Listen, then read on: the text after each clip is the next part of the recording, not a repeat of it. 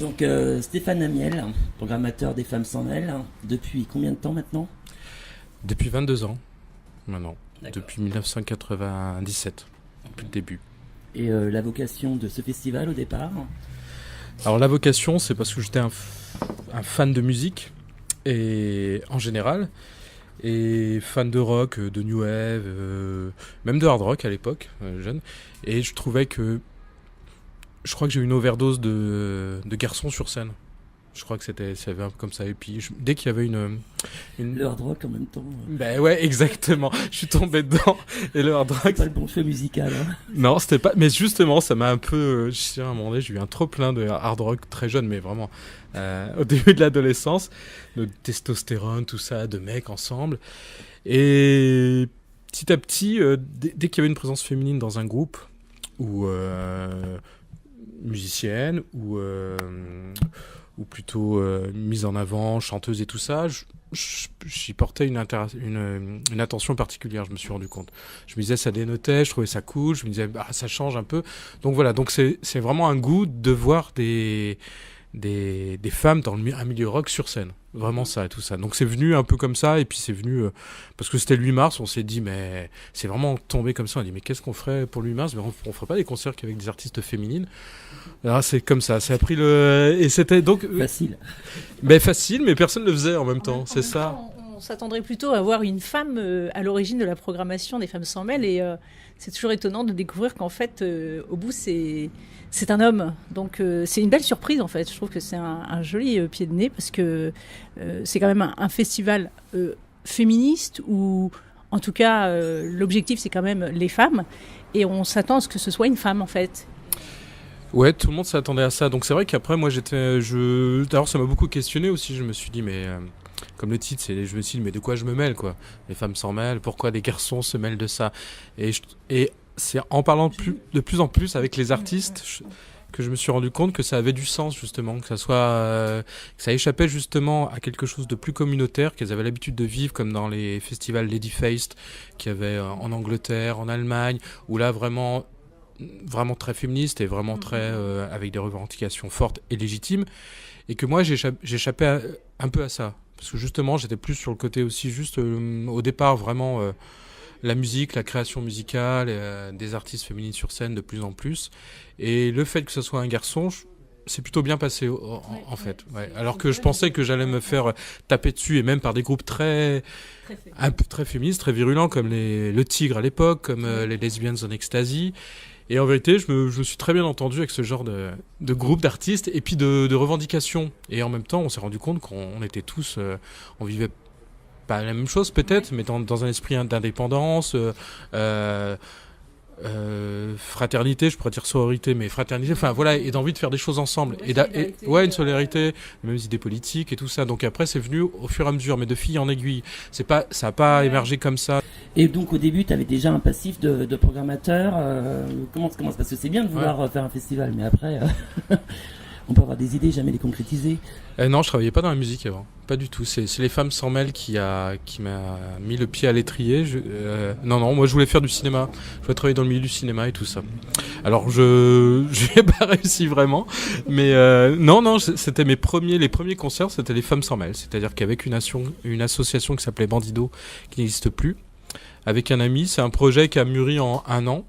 Parce qu'on se rencontrait, on aimait la musique, on faisait des petits concerts, et avant j'étais pas du tout professionnel, c'était complètement à l'arrache, quoi. Et donc l'évolution du festival, les premières années, c'est peut-être plus rock, plus rock girl, peut-être un côté plus new wave, hein, post-punk. Je sais que tu as tes accointances un peu musicales, hein, de toute façon. Ouais. Et ensuite il y a une évolution forcément vers des musiques peut-être plus hybrides. Hein. Alors l'évolution, même les premières éditions, c'était même compliqué, difficile de trouver des projets aussi, parce qu'il y avait moins d'ouverture, il y avait trouver des artistes féminines qui font de la musique dans le rock et tout ça, c'était vraiment très très pris par les maisons de disques et tout ça, par vraiment très cadré exactement. Et moi, ce qui m'a ouvert l'esprit, c'est tout ça, c'est avec Internet, avec le MySpace de l'époque. Le MySpace, ça a été vraiment pour moi une terre où là, justement, plein d'artistes féminines, plein de filles ont posté leur musique sans aucun filtre. C'est-à-dire que tout d'un coup, il n'y a plus besoin d'aller voir une maison de disques, d'aller voir un studio. On peut exactement, voilà. Donc après, on découvre un peu plus et c'est vrai que au début c'était plus rock, folk aussi, il y avait beaucoup d'artistes en solo, guitare-voix, tout ça. Et après c'est vrai que 20 ans après ou toutes les années on essaye de jouer un festival par rapport à l'autre aussi. Si une année il y a eu beaucoup de folk ou de rock, on essaye de trouver autre chose. Maintenant ma difficulté c'est de trouver du rock, plutôt des artistes rock et tout ça que voilà. Avant je faisais pas d'électro et maintenant il y a plus d'électro. Oui. On va t'en donner nous si tu veux. Ah ben voilà, très bien. C'est vrai qu'on l'a ressenti, on l'a bien ressenti dans la programmation. Donc c'était une question que je voulais poser parce que moi je me souviens d'une époque quand j'ai découvert les femmes s'en mêlent, c'était avec un groupe qui s'appelle The Organ. Alors ça a été, je me souviens de ce groupe parce que tellement on pouvait reconnaître à travers ce groupe de Canadiennes les Smiths, des morceaux à la Cure. Enfin voilà, ils avaient fait la première partie des Cure. D'ailleurs, c'est pas pour rien. Je crois que c'était en 2004. Et je me suis dit, mais c'est génial ce festival. Et l'autre question que je voulais poser, c'est que moi, c'est en province que j'ai découvert les femmes s'en mêlent. Et je me suis dit, mais j'avais lu un article et évidemment, c'est toujours à Paris que ça se passe. Et là, les femmes s'en mêlent avaient eu l'audace de dire, nous, on s'exporte et on va aller au-delà de Paris. Et c'était dans une petite ville sur la côte normande, à Dieppe, que j'avais découvert The Organ et c'était génial. Et là, je me suis dit, mais c'est top ce festival. Je vais le suivre. Et puis là, je me dis, tiens, retour, les femmes s'en mêlent, j'y vais. Et là, j'épluche toute la prog. Je vois donc Shannon Wright, magnifique, voix sublime. Je me dis, vite. J'appelle ma collaboratrice et je lui dis, il faut absolument qu'on s'occupe de ce festival. Et puis, le troisième jour, on a un choix à faire parce qu'on se dit qu'on peut pas tout couvrir. Et le samedi, je me dis, tiens, on part sur un autre style. Beaucoup plus, on va pas dire pop, mais plutôt R&B ou voilà. Alors, on peut se poser la question, est-ce que c'est un choix, est-ce qu'il y a un réel public derrière ça? Enfin voilà, c'était ça la question. Ouais, là c'est vrai que tu parles de The Organ, c'était un peu, mais The Organ, t'en as un groupe comme ça tous les 10-20 ans qui émerge. Qui n'existe même plus. Qui n'existe plus, non, mais de toute façon, qui s'est détruit malheureusement, rapidement, ça a été une étoile filante. Et voilà, et je suis toujours en contact avec elle, puisque toujours, parce que j'aimerais refaire The Organ un jour. Ça, c'est le buzz assuré, là. Exactement. Et au début, c'était non, et puis maintenant, ça pourrait peut-être se faire un de ces quatre si j'arrive à. Mais ouais. Donc si tu parles de diversité, en vérité, ça s'appelle Les Femmes s'en mêlent. Donc Les Femmes s'en mêlent, il faut montrer aussi plusieurs, j'ai envie de dire, personnalités féminines, plusieurs tempéraments, plusieurs singularités, plusieurs styles, justement parce que l'idée, c'est Les Femmes s'en mêlent, c'est à notre niveau, c'est de montrer plein de façons d'être une femme artiste sur scène, avec plein d'horizons différentes, plein de nationalités différentes, avec des tempéraments différents, pour créer des modèles. En tout cas, au début des femmes, enfin, à un moment donné, les femmes, je me suis dit, mais en vérité, c'est ces filles-là qui vont jouer. S'il y a des filles dans le public, ça peut leur donner un modèle. Ah bah ouais, on peut faire ça. Mais oui, on peut être toute seule sur scène. Ah ouais, on peut faire du rock'n'roll, on peut faire d'expérimental, on peut être seul avec un clavier, on peut être... C'était un peu pour secouer tout ça, pour un peu dire, mais faites ce que vous voulez, soyez comme vous êtes, chacun avec votre spécificité, votre particularité, et c'est ça les femmes s'en mêlent. C'est pour ça que j'ai pas envie de... c'est vaste, chaque année je sais jamais ce que va être le festival, c'est-à-dire que c'est une découverte, c'est tout ça. Ouais. Et donc c'est vrai que maintenant les musiques hip-hop, R&B prennent de plus en plus de place aussi, et il y a de plus en plus de choses intéressantes et des messages intéressants qui n'y était pas avant dans ce genre de musique aussi. Et maintenant, le girl power ou tout ça, on le retrouve souvent dans ces musiques-là. C'est clair. Avec du rap militant, queer. Là, on a Dob Saint-Jude.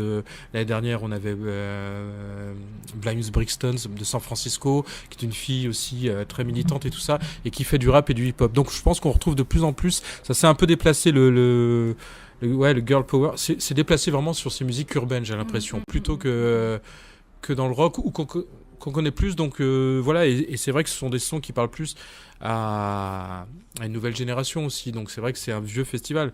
Ça fait jeune comme ça, 22 ans, mais c'est vieux. Et donc il faut renouveler le public, c'est ça le problème. Et c'est pas évident parce qu'il y a plein de jeunes qui, les femmes sans elles, ne connaissent pas du tout, même de jeunes femmes, de tout ça. Donc il faut les amener justement avec aussi des sons qui leur parlent. Oui. Mais cela dit, il y a quand même de plus en plus de collectifs de femmes, féministes ou queer, l'un ou l'autre, les deux en même temps, enfin bon bref, qui maintenant sont bien implantés sur Paris. Ce qui veut dire que ce public dont tu parles a un choix beaucoup plus diversifié qu'à l'origine du festival. Alors, je voulais savoir si ça avait un impact sur la programmation. Comment t'arrivais à te démêler aux femmes sans mêle avec cette réalité? Ouais, c'est vrai que ça, à un moment donné, ça a explosé. C'est en train de se circonscrire un peu, je trouve. Mais c'est vrai que de collectifs et de soirées féminines et tout ça, comme tu dis, queer, pas queer, mélangé, militantes, il y en a de plus en plus. Et tant mieux, parce qu'on est sur des... Il y a beaucoup d'artistes à proposer, à présenter. Donc moi, je peux pas le faire déjà tout seul. Avant, des fois, j'étais sur 5 jours, des fois 7 jours. Là, je réduis un peu la voilure à cause de problèmes aussi économiques. Mais il y a tellement d'artistes à proposer que toutes ces soirées-là existent. C'est très bien. Alors après, est-ce qu'on n'a pas de concurrence ?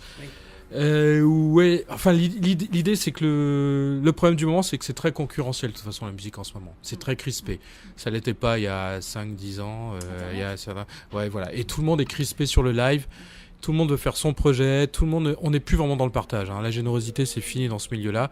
Donc moi, qui suis plutôt un peu un grand naïf, moi j'aime bien justement fédérer. Et j'aimerais inviter par exemple tous ces collectifs pour qu'on fasse une fête ensemble. Alors les invités, ça fait longtemps que je travaille avec les Barbiturix par exemple. Et ça, c'était une bonne collaboration parce qu'on est deux tempéraments un peu différents, avec Rag, tout ça, deux milieux complètement différents, mais on se retrouve, et on se retrouve sur quoi ? Sur la création, sur les artistes qu'on propose, sur l'envie de faire la fête, sur l'envie de défendre des choses, et chacun avec son tempérament. Donc, je pense qu'on peut, à un moment donné, se réunir, se fédérer, parce que c'est de plus en plus compliqué. Et au lieu que chacun reste dans son coin, des moments, c'est bien de se retrouver, pour être ensemble aussi. Et moi, l'autre challenge, c'est-à-dire qu'à un moment donné, c'est que je veux pas parler qu'au public féminin non plus. Je veux parler aux hommes, que je suis un homme, c'est ça. Et j'aimerais qu'il y en ait de plus en plus. Parce que la tendance, c'est un peu inversée. Il y en a qui...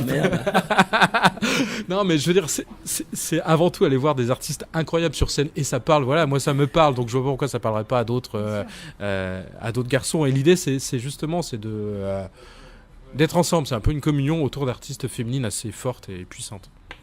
J'ai vu dans le dossier de presse qu'il y avait le mot girl gaze qui était employé. Kezako. J'aime bien, il y a toujours des grands mots comme ça maintenant qu'on balance pour vraiment. Exactement, il faut s'inventer à chaque fois. Trouver des mots bien marquants, c'est on en a un, la girl gaze. Moi je sais pas du tout ce que ça veut dire. Ouais, ça a apparu surtout dans le cinéma et tout au niveau des séries aussi beaucoup, ou de plus en plus dans des grosses séries, des grosses productions. Ouais. Il y a des femmes puissantes avec des rôles de plus en plus importants qui tiennent l'affiche, qui sont un peu pas lesquels les hommes plus puissants, enfin voilà, qui rivalisent quoi. Il y a eu dans Game of Thrones, il y avait plein de figures puissantes comme ça. Et donc il y a le girl gaze, ça vient de ça. C'est une question de comment le traduire. Ouais, c'est-à-dire c'est un regard porté aussi sur le monde avec un point de vue féminin. Et moi, en tant que garçon, ça m'intéresse parce que moi qui ai lu la plupart que des auteurs masculins, qui ai écouté la plupart la musique, c'était des mecs qui le faisaient, des films, alors n'en parlons même pas, c'est ça. C'est la part de féminité qui ressort là. Ouais, mais l'idée c'est toujours intéressant d'avoir un point de vue féminin, un autre point de vue. C'est-à-dire que c'est toujours, si on est toujours dans le même point de vue, c'est toujours pareil, si on est toujours dans la même nasse et tout ça, alors ça peut être sympa, mais... à un moment donné, il faut un contre-champ ou enfin un contrepoint, tout ça. Et j'ai l'impression que de plus en plus, en tout cas moi je le ressens, je lis en plus d'artistes, d'auteurs féminines, je vois de plus en plus de films réalisés par des femmes, des séries où on pourrait dire que ce sont des histoires pour des femmes, et en même temps, pour moi ça n'a pas de sens, quoi. C'est-à-dire qu'il y a des histoires. Elles sont bonnes ou mauvaises, que ça soit une histoire et que les héroïnes, ce sont des héroïnes ou des héros. On peut voir, les filles se sont tous tapées des films où il y a que des mecs, et j'ai l'impression, voilà, je sais pas si ça les dérangeait pas ou pas, mais bon. Non, mais de façon, c'est-à-dire que c'est presque de façon, le girl gaze, voilà, il y a un changement dans la société de toute façon, ça se sent, c'est diffus comme ça, on a l'impression des fois que ça va pas assez vite sur un truc, mais en tout cas moi je pense que le regard que les artistes féminines posent sur le monde, sur la création, est de plus en plus important, et partout. On serait pas en retard par rapport au Canada, par exemple? Non. Parce que là, On est en retard. Ouais, on est en retard par rapport à plein de pays. On est en retard par rapport à la Scandinavie depuis longtemps, par rapport au Canada en effet. D'ailleurs, quand j'essaye de faire, il y a une soirée au Canada, et à chaque fois je me dis est-ce que c'est une bonne idée? Charleroi. Ouais, il y en a. Ah non, ça c'est bon Charleroi, c'est en Belgique. C'est en Belgique. Alors c'est où au Canada? C'est au Club Soda. C'est le 23 mars là. Donc c'est à Montréal. Ouais, c'est à Montréal exactement. Et à chaque fois, c'était la question, on dit ouais, non mais les filles là-bas, elles ont pas besoin de ça, tout ça.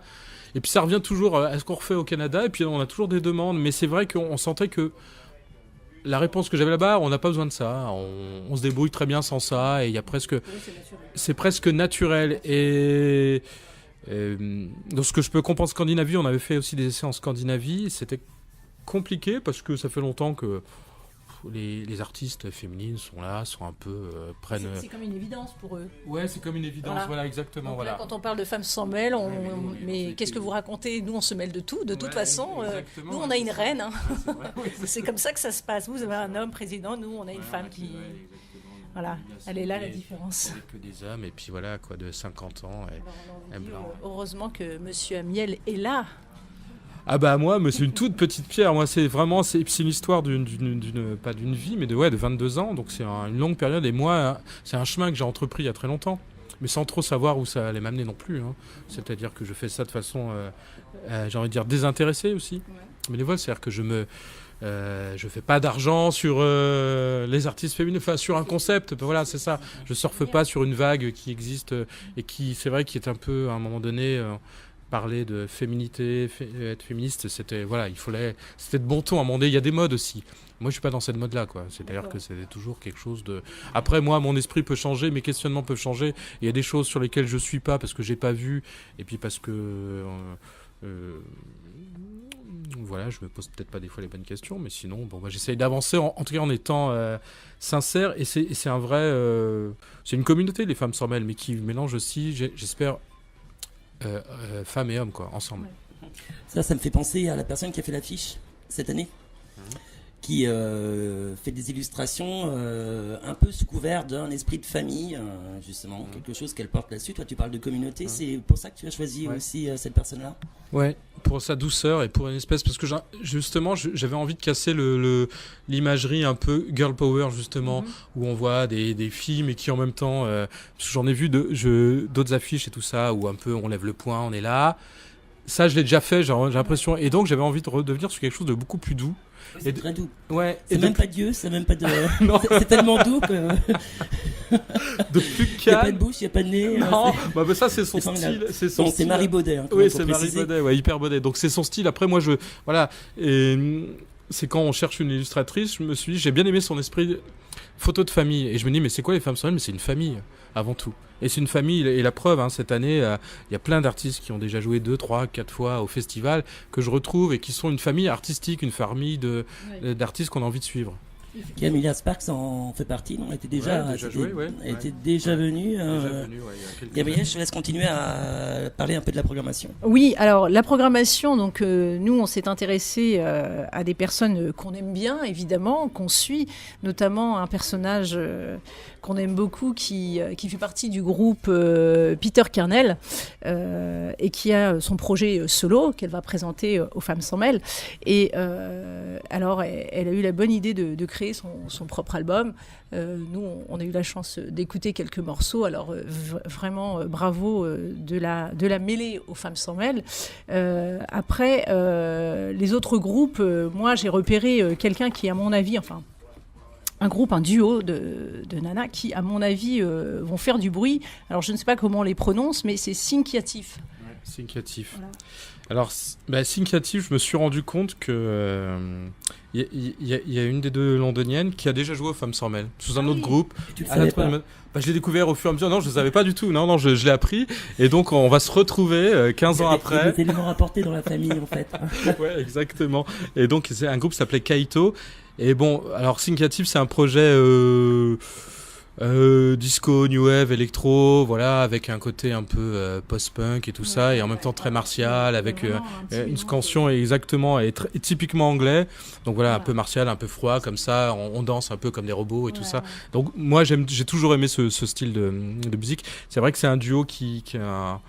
Je sais pas, moi ça fait 2 ans qu'elle avait existé, et c'est vrai que je me rappelle plus le nom de la jeune fille là, elle est là, mais elle avait joué, elle a joué dans Kaito, aux Femmes sans mêle, au Café de la Danse, à la 5e édition, la même année que Kim Gordon, et donc on va se retrouver à ce moment-là, quoi. Ça va être assez étonnant, mais oui. Usor et Gemma Cullingford. Ouais, c'est Maya, ouais. Voilà. Alors ensuite, on peut parler.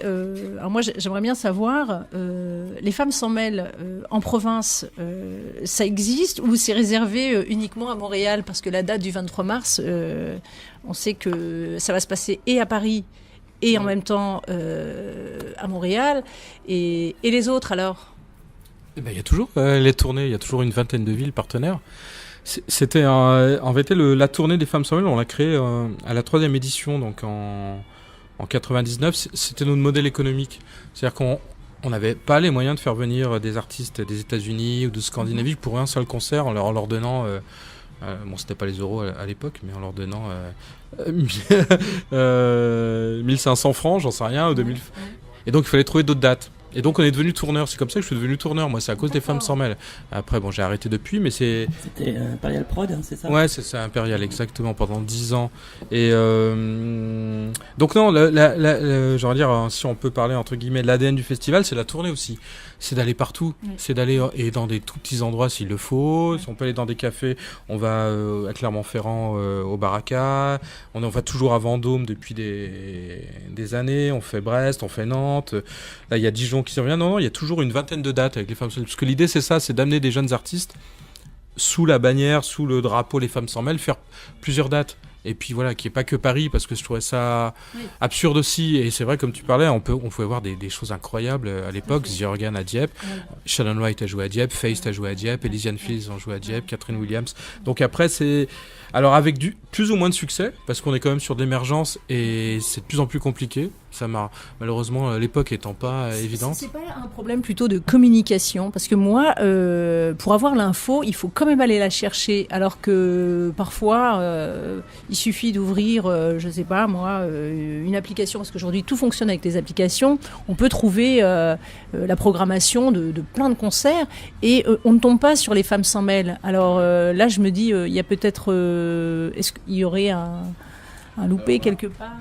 Ouais, mais pourtant notre site il est bien fait, tu vois toutes les dates, non, sur les réseaux sociaux. Après, c'est-à-dire qu'il y a chaque programmateur, ils ont toute leur équipe de com aussi, ils le font aussi. Voilà, les clubs sont assez connus, hein, Stérolux à Nantes, ils ont leur com et tout. Ça va être complet, je sais. Il y a Dijon la Vapeur, c'est connu aussi. Enfin voilà, il n'y a pas non plus. Tourcoing, on était avant sur le Grand Mix. Maintenant, le Grand Mix est fermé, c'est la Maison Folie.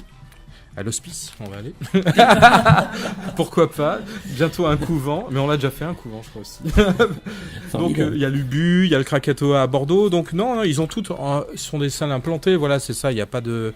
Je pense que si on a envie, c'est plutôt faire venir du public sur des artistes qui démarrent, par exemple sur Requin Chagrin, qui est pourtant qui est son 2e album et tout ça, qui est sur une esthétique qu'on voit peu en France en ce moment. Bon ben voilà, c'est un peu compliqué quoi. On sent bien ce son-là n'est pas à la mode du tout en ce moment. Donc les jeunes ou tout ça, ou ceux qui vont au concert, ils ont envie de danser, ils ont envie de l'électro, ils n'ont pas envie de se prendre la tête. Et dès que c'est un petit peu exigeant, ça devient compliqué quoi. J'allais dire aussi que ça dépend de la marque de fabrique des lieux où s'implantent les concerts en province. Ouais, parce qu'on n'est pas Paris, hein. C'est-à-dire qu'un lieu de concert trouvé dans une ville en province, il n'y a peut-être que celui-là, à vrai dire. C'est vrai. Et donc là, c'est là où il faut réussir à s'adapter aussi en fonction des lieux où sont programmés les artistes. Exactement, mais ce sont les programmateurs qui décident de leur programmation. Hein. Moi, je décide pas pour eux. Moi, je dis voilà ma liste, moi à Paris, voilà ce que je vais faire. Et la plupart me proposent, et il y a plein d'artistes qui jouent hors Paris, qui jouent pas à Paris, hein, parce que j'ai pas la place, que j'ai déjà fait. Irène Drezel qui a déjà joué, Michel Blades, Claire Vincent qui a déjà joué, qui rejoue sur autre chose. Et puis il y a plein, et à chaque fois je leur demande de s'impliquer et d'amener aussi des artistes qu'ils accompagnent toute l'année. de leur région, de leur ville et tout ça, pour leur donner aussi une première partie. Voilà, donc c'est vraiment un échange. Hein, c'est eux qui sont responsables de leur programmation, hein, la plupart du temps. Eh ben, en tout cas, j'ai hâte.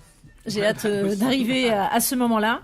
Le 5, le 6, le 4, des têtes d'affiche. C'est un choix de les avoir esselées.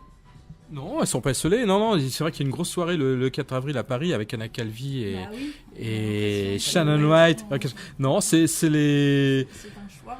Le hasard, c'est vrai que tout le monde dit mais t'es fou, pourquoi t'as pas mis une des deux sur des trucs. On s'étonne de voir les deux grosses têtes d'affiche le même soir. Non, c'est des fois le hasard de la programmation et tout ça. Et en même temps, c'est génial d'avoir Anna Calvi l'anglaise et Shannon White l'américaine. Je pense qu'elles auront des choses à se dire. Je pense qu'elles se sont jamais rencontrées sur un plateau, jamais rencontrées dans un festival. Ça va se friter, peut-être pas. Ça va se friter sur scène. C'est qui va jouer le plus, qui va jouer le plus fort, qui va détruire sa guitare et tout ça. Donc ça va être intéressant. Non, c'est un peu hasard. Après, il y a des... C'est du hasard parce que quand on voit comment, par exemple, un gros festival comme Rock en Scène s'organise pour mettre une tête d'affiche chaque soir pour être sûr d'avoir tout le monde tel jour. Et là, hop là, c'est... pas échapper que je suis pas non plus le gars le plus organisé, le plus indépendant. Que bon, merci d'avoir noté ça. Mais en même temps, l'important c'est qu'elle soit complète cette soirée-là. Alors, je parlais tout à l'heure de l'affiche un peu sur les éléments un peu périphériques de la programmation musicale. Il y a aussi un documentaire, et c'est un documentaire, c'est même un film, donc un ciné-concert.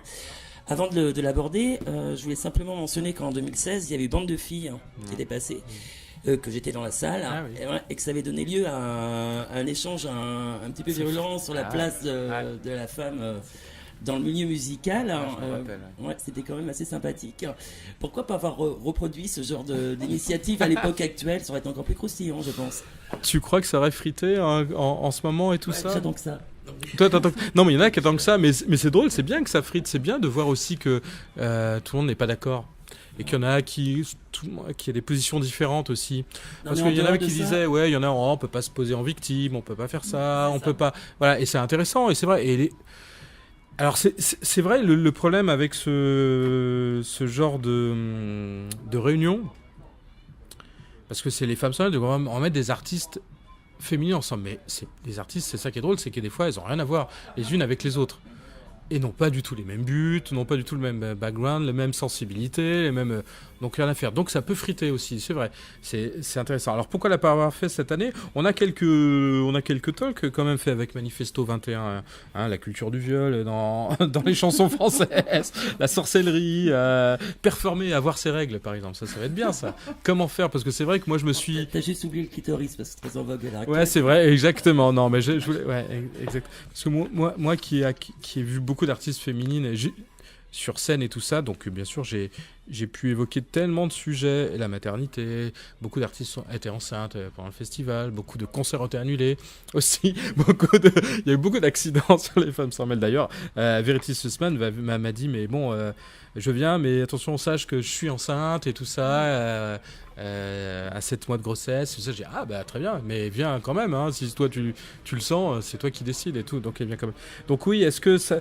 oui, ça frite un peu. En vérité, les femmes sans mêle, c'est pas non plus que... C'est pas lisse comme festival ou comme propos. C'est un peu la critique souvent qui peut être émise sur ce c'est pas festival. Lisse. Que c'est lisse, justement. Ah non, ça l'est pas.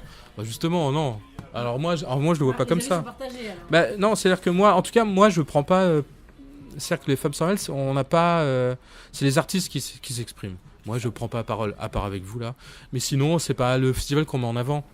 On essaie de mettre de prendre du recul, essaie de créer les meilleures conditions pour que les artistes puissent discuter. Et c'est moi, dans la programmation, en voyant aussi les différents tempéraments, je me dis, voilà, va y avoir des choses à dire parce que celle-là, je sais qu'elle est engagée, qu'elle a des choses à dire, d'autres moins. Mais en même temps, c'est vraiment mélanger tout ça. Un exemple d'artiste, justement, qui a quelque chose à dire dans la programmation.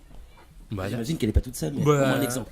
Emily Wells, par exemple, Anna Calvi, qui vraiment, depuis quelques années, a vraiment un discours féministe assez prégnant. Elle écrit dans ses chansons, voilà, c'est quelque chose qui fait partie de sa vie, qu'on n'avait peut-être pas trop pressenti au début de sa carrière, et qui maintenant, voilà, explose et qui met en forme. Et d'ailleurs, elle a complètement transformé sur scène. Elle est plus du tout dans quelque chose de très strict comme ça. Elle est dans quelque chose de sauvage, d'un peu débridé. Donc, qui vient de sortir, où elle est entourée de femmes, c'est très érotique. Exactement. Et donc voilà, Camille Sparks, elle s'en mêle, je sais pas moi, Émilie Zoé, elle s'emmerde, elle s'en mêle, je sais pas si elle s'emmerde. Cœur, Omu, Pongo, Dob Saint-Jude, qui est un groupe queer qui fait du rap en Afrique du Sud, qui ont créé des troupes de drag kings par exemple, voilà, qui sont très dans le girl power, dans une fraternité et dans une sororité comme ça, en mettant les femmes en avant et tout ça. Donc la fraîcheur. Enfin non, il y en a plein. Et en vérité, il y en a beaucoup d'artistes militantes aux femmes sans malade. Alors c'est elles qui portent le message. Et sur scène, voilà. Mais on est là aussi c'est un moment les femmes seules de fête aussi. Et d'amusement. C'est-à-dire qu'on est là aussi pour...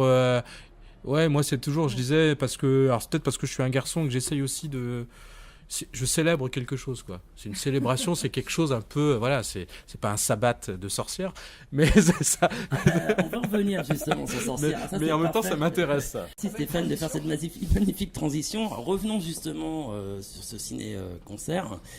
Parce que alors là, je ne sais pas du tout de quoi il s'agit. Le film Aksan, qui apparemment était un film censuré à son époque pour des scènes un peu violentes. Ouais. J'imagine que maintenant, ça s'est un peu édulcoré, évidemment, avec l'époque actuelle. Alors, pourquoi la nécessité de le remettre en avant ? Alors c'est un film. Alors moi qui ai fait des études de cinéma, c'est un film que je connais depuis très longtemps parce qu'il y a des images pas choc, mais et qui est aimé En vérité, j'ai toujours aimé une imagerie où les femmes étaient associées, mythologiques, du Moyen Âge et tout ça, avec des animaux. Enfin voilà, toute une mythologie où on associe souvent la femme du côté tentatrice, quelque chose d'un peu vers le mal. Elle l'a payé très cher. Hein. Et c'est ce qu'on voit dans ce film-là. Donc ce film-là est assez éprouvant. C'est un film d'1h45, qui est un film muet, qui a été fait dans les années 20. Qui a été censuré. C'est un des plus gros budgets de l'époque des années 20 en Scandinavie. Et tout ça. Et c'est un film... Il appelle ça film documentaire, ce qui n'en est pas un, c'est-à-dire qu'il y a plusieurs chapitres et on part en effet du début de la création du monde jusqu'à les mythes, les Égyptiens, tout ça, pour arriver justement à la chasse aux sorcières. Et Aksan veut dire la sorcière en suédois, c'est la sorcellerie. Et on voit justement cette espèce de pression, cette espèce de folie qu'il y a eu à un certain moment autour du, je sais plus, 15e siècle, sur les femmes, sur cette espèce de... Ouais, de chasse, mais chasse aux femmes, quoi. Plus qu'aux sorcières, et on le voit. Chasse à la beauté, chasse aux vieilles, chasse à celles qui sont pas... À tous ceux qui rentrent pas dans le moule, c'est-à-dire c'est ça. Et voilà, donc moi c'est un film que je connais depuis longtemps. Et j'ai vu qu'en 2013, Verity Sussman, alors Verity Sussman, c'est pareil, elle fait partie de l'histoire du festival. C'est Electroline, voilà, ça fait partie des grands moments. On les a fait jouer 2 fois, une fois au Café Danse et une fois dans leur dernier concert à la Cigale, qui était un des moments les plus magiques du festival. Donc on est toujours, quand je dis c'est une famille, les femmes sans elles, c'est ça. Moi je suis toujours en contact avec, même quand elles ont arrêté, je veux savoir, je sais si elles ont monté un restaurant, si elles ont fait ce qu'elles font. C'est intéressant parce que j'aimerais les revoir, justement les accueillir à nouveau sur le festival. Et Verity Sussman, j'ai vu qu'en 2013, elle avait fait ça en Écosse pour des soirées Halloween, qu'elle avait fait la musique sur la sorcellerie à travers les âges. Je dis mais c'est ça qu'il faut faire. Et en plus, moi, avant que ça soit à la mode, justement. Donc ça fait depuis 2013, j'ai dit, il faut que je le fasse. Le problème, c'est que j'ai jamais trouvé le temps, les budgets, elle n'avait pas le temps. Et là, tout se cristallise un peu, enfin, après plusieurs années, cette année, pour faire cette grande rencontre que j'attends avec impatience. J'en profite pour te glisser ce bouquin. Je connais, qui est un bouquin que j'ai lu et effectivement qui retrace effectivement la position de la femme en tant que sorcière à travers les âges. Parce que c'est pas qu'une question de Moyen-Âge et le bouquin le donne il dit très bien, Sorcière de Mona Chollet, et on peut aussi lire d'ailleurs en dessous La puissance invaincue des femmes. Oui, c'est ça, voilà, exactement. Oui, je l'ai lu, oui, c'est ça. Mais voilà, c'est ça. De toute façon, la sorcellerie et l'image de la sorcière revient, mais comme maintenant avec une image plutôt positive. Plutôt puissante, indépendante. Alors maintenant, la sorcière, c'est quoi ? C'est la femme indépendante, puissante, qui a du pouvoir, qui libre. C'est ça. En vérité, c'est la femme. Même quand on lit, en vérité, c'est la femme libre qui a plus, à un moment donné, envie d'être en dehors d'une coupe des hommes, du matriarcat, de la religion, même de plein de choses. Mais même comme les gens en général, on a envie, d'un moment donné, on a marre d'être un pouvoir. Alors les femmes ont payé très cher et elles ont été, voilà, ça a été très compliqué et on le voit bien dans le livre et dans le film, les tortures et les massacres et tout ça, c'est rappelé, hein, les millions de morts et tout ça. On voit à un moment donné des images, on a l'impression de voir l'Holocauste. Enfin, c'est violent, quoi. C'est un film assez choc, avec des images en même temps, une imagerie de sorcellerie rigolote, avec des femmes sur un balai qui s'envolent dans le ciel, qui mettent des bébés dans des chaudrons, donc avec des diables qui apparaissent à la fenêtre, qui tirent la langue et qui attirent les femmes de mauvaise vertu dehors pour aller forniquer et tout ça. Et c'est drôle cette imagerie-là, parce qu'on peut rigoler, mais c'est drôle et en même temps ça a fait des dégâts. Elle est assez donc voilà, la sorcière, ça fait longtemps que c'est une image forte, et puis voilà, et monter sur scène à un moment donné, faire du rock'n'roll, ça peut être pris aussi, voilà, et surtout dans le milieu un peu gothique, et moi j'aimais bien New Wave, être habillé en noir, être comme ça, les Suxian de Banshees, voilà, que j'aimais beaucoup, bah voilà, c'était ça, avec du noir sous les yeux, il y avait un côté, moi, quand j'étais jeune, waouh, c'est qui cette sorcière, mais en même temps, de façon, c'est qui cette femme impressionnante. Un autre média entre guillemets, hein, parce que là il s'agit effectivement du visuel, où avant on parlait d'une programmation musicale, donc de son.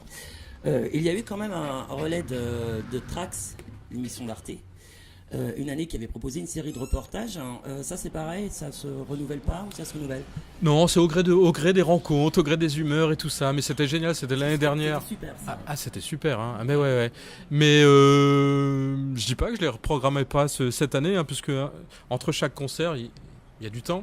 Des fois, il y a 10-15 minutes, on peut passer un reportage. Ils avaient fait justement une sélection de reportages avec des artistes féminines et tout ça. Et c'est vrai que c'était génial.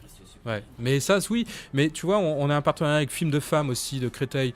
Elles nous mettent en relation avec de jeunes réalisatrices aussi. Et ces jeunes réalisatrices, donc on va peut-être sûrement, la sélection n'est pas encore faite, mais on va sûrement programmer leur court-métrage au festival. Mais pour l'instant, on ne l'a pas annoncé, ça sera plutôt en dernière minute, en surprise, quand on sera sur le festival. C'est-à-dire qu'à tout à quoi, il y a un concert, on pourra voir aussi un film. Et voilà, mais ça, c'est les plus. Et je t'avouerai que c'est déjà tellement déjà compliqué de plus en plus de faire le festival et de le monter, que des fois, les à côté, ça devient des fois difficile. Parce que l'équipe finalement de programmation ne repose pas que sur tes épaules, j'imagine qu'il y a des personnes à côté. Hein. C'est une équipe de combien finalement? 1,5? Ouais, la dernière on était 2, 3. Non mais ça dépend. Là heureusement j'ai trouvé un nouveau partenaire qui est le Trabendo, donc qui m'aide beaucoup. Oui. Donc voilà, qui m'aide des moyens humains, voilà. Donc je peux un peu, moi qui suis en association, qui n'ai plus de structure. Là, je suis juste président de l'association Les Femmes Sans Mêle et une trésorière et une secrétaire qui ont tout le monde travaille à côté. On est tous des bénévoles. Donc voilà, j'avais besoin de retrouver une structure un peu. Donc là, le Trabendo m'aide et je les remercie encore, justement pour faire le festival cette année. Donc après, il faut toujours réfléchir au modèle. En vérité, rien n'est facile avec ce festival. Tout est par accident des fois. Alors après, il y a des choses, mais tout est à reconstruire tous les ans, rechercher de l'argent, remonter un projet, et il est très fragile. Et qui sont les soutiens, les réels soutiens justement économiques, parce que c'est quand même un festival qui a une ancienneté et qui est légitime aujourd'hui, on peut le dire comme ça. Ben, c'est de plus en plus compliqué. Et bizarrement, je pensais qu'avant j'avais passé un cap. Et tu vois, avant j'avais le soutien de la mairie de Paris, je l'ai plus. J'ai eu beaucoup de trucs parce qu'ils ont changé leurs critères de subvention et il faut s'inscrire autrement. Donc ça fait 2 ans que je l'ai plus parce qu'il faut créer un projet de création mais qui demande de l'argent aussi. Donc en vérité, plus ça va, plus les subventionneurs poussent aussi pour aider des budgets, des festivals qui ont des gros budgets. Et moi, c'est pas le cas. Moi, c'est un festival indépendant. Donc les subventions baissent, tout baisse, et malheureusement les marques ne s'impliquent de moins en moins. Cette année, je crois que c'est la première année où j'ai 0 marque qui s'implique et qui m'aide financièrement, même à des tout petits montants, mais il n'y a personne de privé. C'est la première année où il y a le 0. Donc, alors, c'est vraiment tout à ton honneur, parce que quand on entend Les Femmes Sans Mêle, on imagine derrière une équipe énorme, et finalement on réalise que c'est toi, tu te bats comme ça depuis des années. C'est vraiment oui, chaque année ça peut être, c'est épatant, parce que je crois que c'était il y a 2 ans, c'était à la Boule Noire, non, je me souviens avoir été voir Michel Gurvich dans le cadre des Femmes Sans Mêle. C'était au Divan du Monde, voilà, c'est ça. Et c'était génial. Donc, moi, je me souviens, j'ai fait venir mes amis d'Allemagne parce que on attendait impatiemment le retour de Michel. Et quand on a su qu'elle venait à Paris, qu'il y avait une date, c'est dans le cadre des Femmes sans mêle. Alors, j'ai des amis qui sont venus de Francfort, de Berlin, qui ont pris le train pour venir voir les Femmes sans mêle. Et alors, je me suis dit, il y a de la vidéo, il y a du film, il y a de la musique et la peinture dans tout ça. Et oui, il n'y en a pas beaucoup. Alors, il y a des illustratrices. L'idée, c'est on voulait faire peut-être une exposition et tout ça. Après, il faut trouver le lieu. Mais en réalité, il faudrait que... Quand je te disais tout à l'heure qu'il faudrait fédérer et tout ça, et plusieurs... En réalité, moi, c'est mon vrai désir. C'est-à-dire qu'à un moment donné, moi, tout seul, je ne peux pas tout faire. J'ai porté ce projet-là depuis très longtemps aussi. Et à un moment donné, moi, j'essaye justement de retrouver de nouvelles courroies aussi, avec des nouvelles personnes à impliquer dans le festival. Des fois aussi même des personnes beaucoup plus jeunes que moi aussi, voilà. C'est bien, ça te met à la page. Hein ? Ça te met à la page. Ouais, ça me met à la page. Non, mais moi j'ai l'impression des fois d'être obsolète, hein, tu vois. Ça fait 22 ans que je fais ça. Je me dis, mais pas place aux jeunes, mais place à d'autres équipes pour le faire aussi. Donc voilà, la peinture, pourquoi pas. Il y a eu de la photo, on a fait des expos. On a fait les galeries des Filles du Calvaire il y a 2 ans pour les 20 ans du festival. Et là, on avait de l'art plastique, on avait des vidéos, on avait plein de choses, quoi. Parce que moi, je voyais qu'en fait, les artistes sont plasticiennes. Alors, je me suis dit, mais pourquoi elles ne viennent pas avec... ça peut être un joli... Ça, c'est le partenariat qu'on fait avec la Villette, avec le festival 100%. Justement, il y a des choses qu'on ne peut pas faire. Donc, eux le font, c'est-à-dire que de la danse, de la performance et tout ça. Parce qu'ils ont aussi une expertise que moi, j'ai peut-être pas. Donc, l'idée... En effet, c'est ça, c'est l'idée forte. Après, c'est de s'associer avec d'autres événements qui ont, eux, une légitimité sur d'autres actions et partager. Et donc là, on partage à un moment donné les noms et notre envie de faire des choses ensemble. Donc on rappelle donc les dates de ce festival a commencé donc par ce ciné-concert donc le 31 mars avec Verity Sussman et ce dépoussiérage ça va être de ce docu ça. qui n'est pas vraiment un docu, qui est un film, mais qui n'est pas tout à fait un film, qui est un docu-film, qui s'appelle donc Aksan, et donc c'est 3 dates au Trabendo, le 4, le 5 et le 6 avril. On peut je te laisse la parole pour donner parce que c'est toi qui as travaillé, donne-nous les noms des groupes. Et tu sais que j'ai rajouté une autre date, j'ai rajouté le mercredi 3 avril. Ça, c'est un vrai top Oui, score. alors j'ai vu ça. Et c'est mon anniversaire. C'est pas vrai. Si, c'est mon anniversaire le 3 avril. J'espère que tu as mis quelqu'un d'intéressant. C'est les Québécoises Random Recipe, mais bien sûr, c'est leur 10 ans de carrière qui est faite avec nous, en entrée libre, en 1999, rue Saint-Maur, faut venir. Alors là, voilà, à partir de 20h. J'irai les interviewer. Et voilà. Et sinon, voilà... la programmation cette année, c'est un mélange. Alors, il y a des très jeunes. On va peut-être faire les toutes jeunes, par exemple. Allez, imaginons. Les ouais, exactement. Alors, Ota, une Norvégienne, incroyable. Omu, Silly Boy Blue, la française. Omu, qui vient de Suisse. Regina Domina, qui est française, mais peut-être pas tant que ça. J'en sais rien. Je me demande, elle serait pas plutôt de l'Est, mais enfin bon. À éclaircir, quoi. C'est pas celle qui est russe ? Non, la russe, c'est KTNV. Ah, voilà. KTNV est russe, ouais. Mais elle est des pays de l'Est aussi. Voilà, après, il y a des grands moments, des grandes retrouvailles, avec Shannon Wright qui viendra jouer pour la 3e fois, Emily Wells la 3e fois aussi, Camille Aspars qui viendra jouer, Tanya Wills 2e fois, Georgia aussi qui rejouera 2 fois aussi, voilà, toi. Bon... L'idée forte, mais on en a parlé tout à l'heure avant, c'est l'éclectisme. C'est ça. Hein. Oui. Et ça t'a plu, ça? Ah, j'adore ça. Parce que ça te fait résonner avec d'autres choses, non? Oui, parce que pour moi, ça veut tout et rien. Très bien. C'est comme la mixité, tu vois, c'est ces jolis mots là, le vivre ensemble. Mais t'as raison, c'est des tartes à la crème. Ouais, bon, des fois, ouais, mais c'est. On aime bien la crème aussi. Ouais, exactement. Allez.